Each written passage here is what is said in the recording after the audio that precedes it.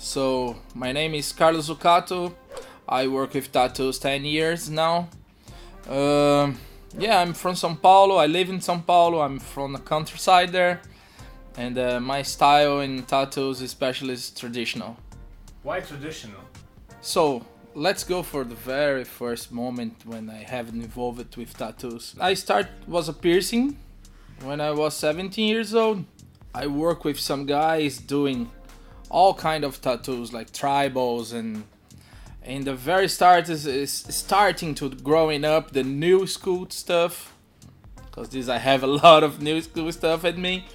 So yeah, but when I moved to São Paulo, I start to learn more about tattoos, and start to separate the good things for the bad things. This is not talking about the quality of tattoos. It's talk about what's.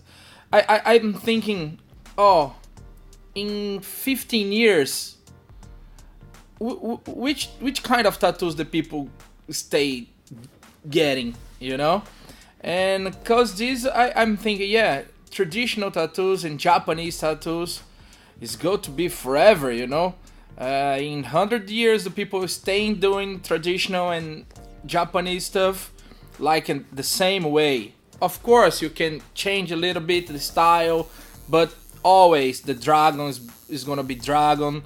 One anchor is gonna be an anchor, It's because this I start to do really traditional tattoos.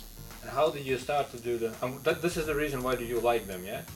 Yeah. Because in the very first moment, okay, I can do everything and I can study everything, but I think the traditional and the Japanese, like Polynesian, the tribals, is have the soul, Okay. It's a kind of tattoos is not a kind of guy working with design and for another reason start to be a tattoo artist, I think the guys when start this kind of tattoos, start with the soul.